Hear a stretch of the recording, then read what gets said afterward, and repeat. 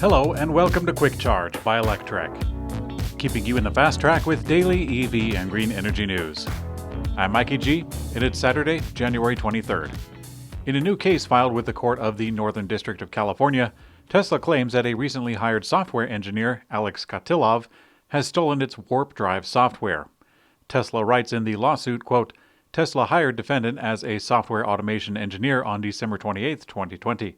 Within 3 days, he began stealing thousands of highly confidential software files from Tesla's secure internal network, transferring them to his personal cloud storage account on Dropbox, to which Tesla has no access or visibility. The files consist of scripts of proprietary software code that Tesla has spent years of engineering time to build. These scripts, when executed, automate a broad range of functions throughout Tesla's business.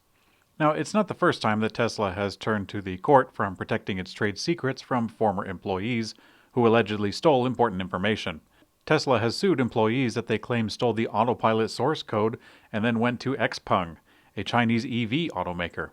This time around, Tesla is looking for damages to be determined at trial and an injunction to block the defendant from sharing any information with other parties. Tesla has taken delivery of a massive Giga Press, which is believed to be the world's largest casting machine at Gigafactory, Texas. In recent years, Tesla has been focusing on casting technology to produce larger parts of its vehicles in bigger pieces. We recently reported that Tesla is now producing the Model Y with one giant rear underbody that used to be made of 70 different parts. That's possible due to Tesla's first press, which was installed at the Fremont factory last year. And now the new machine named Giga Press is the first of its kind, and it's produced by Idra Group in Italy. And, as we know now, Jeff Roberts did a drone flyover of Gigafactory, Texas, near Austin today, and he spotted Tesla unloading several massive containers from Idra. Tesla is slashing the price of its media unit upgrade for the Model S and Model X by $1,000. While the move would generally be welcomed by owners, some are skeptical of Tesla's intentions amid the controversy around the potential recall for that very unit. Tesla changed the media unit inside its Model S and X back in 2018 with a more powerful media unit, and several other major recent software upgrades have introduced a lot of additional features. Last year, Tesla started to offer a $2,500 infotainment upgrade to change to the new unit. But now with the price drop, Tesla didn't give an explanation for the 40% reduction.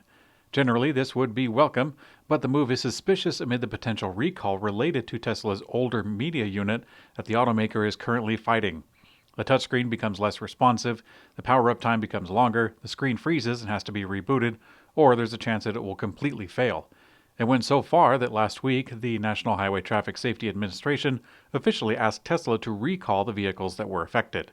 So perhaps Tesla is trying to cash in on those media units that otherwise would be replaced for free after a forced recall. Tesla CEO Elon Musk announced that he will donate $100 million as a prize for the best carbon capture technology. Carbon capture, which is also called carbon capture and storage, is what people call the process that involves capturing carbon dioxide at the source of emissions and sequestering it for it not to leak into the air.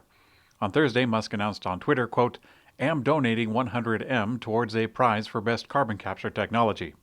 Now, he didn't reveal more about the prize or how it's going to be given away, but he did say that more information will be coming next week.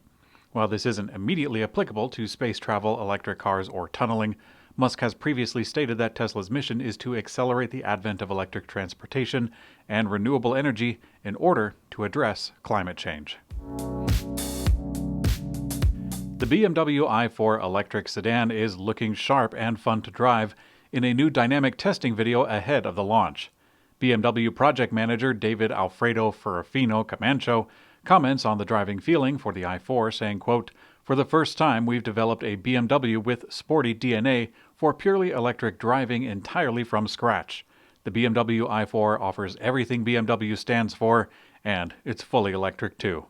Now, similar to Porsche with the Taycan, BMW is trying to distance itself from the crazy drag strip performance that Tesla has been dominating for quite a while. Instead, the automaker is focusing on handling and cornering performance, which the video showcases very well. A new electric vehicle experience ownership study by J.D. Power shows that electric car owners will not go back to gas, but brand loyalty is more fickle. Brent Gruber, Senior Director of Global Automotive at J.D. Power, commented saying, quote, "Brand loyalty can be fickle among EV owners. While early adopters of EVs say they'll remain loyal to EVs in general, staying with the same brand is not a sure thing. Auto manufacturers will have to keep EV owners and shoppers interested in their products beyond just the cost equation. With automakers expected to flood the market with EV launches during the next 3 years, to capture a share of the market, they need to offer vehicles that evoke excitement and meet owners' broader needs." Now, as for the things that are important for EV buyers, the study showcases the same things that we've known for a long time: range, charging availability, quality, and of course, clear savings.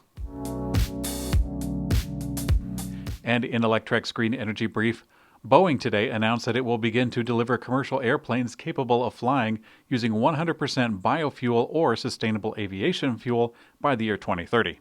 In order to power aircraft with biofuel, or fuel derived from living matter, Boeing will need to work with engine makers and change its aircraft systems, and also achieve safety certification by global regulators.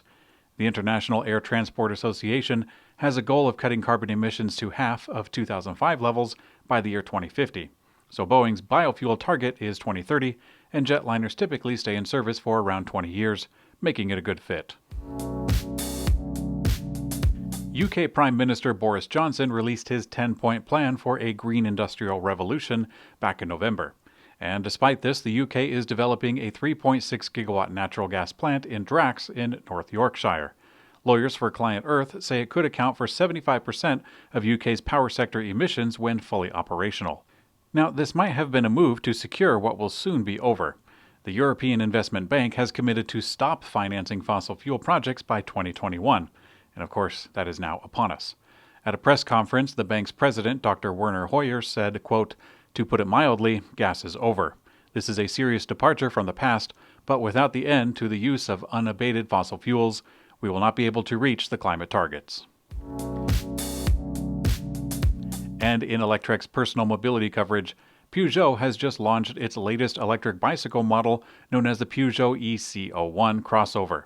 The city bike features a classic upright seating position mixed with a front suspension fork that ensures the bike can tackle tougher riding than typical urban e-bikes, while the inclusion of fenders and rear rack provide the utility that most e-bike commuters require. The Peugeot EC01 crossover Sport has a Bosch Performance CX mid-drive motor paired with a removable 500 watt-hour battery hidden in the frame. MSRP is €3,199. Segway Ninebot has just opened orders in North America for a new version of the company's self-balancing electric scooter, the Ninebot S Max. Unlike conventional electric scooters from Bird or Lime, the Ninebot S Max uses the hoverboard-style parallel wheel design. The new vehicle can be operated in this way, but it also includes an extended pillar that sports a steering wheel. That doesn't actually turn, but it does appear to be leaned left or right to control a column or yoke. Current sale price is $849. Thanks for watching Quick Charge by Electrek. We also have an audio version on your favorite podcast player. I'm Mikey G, and I hope you have a great day.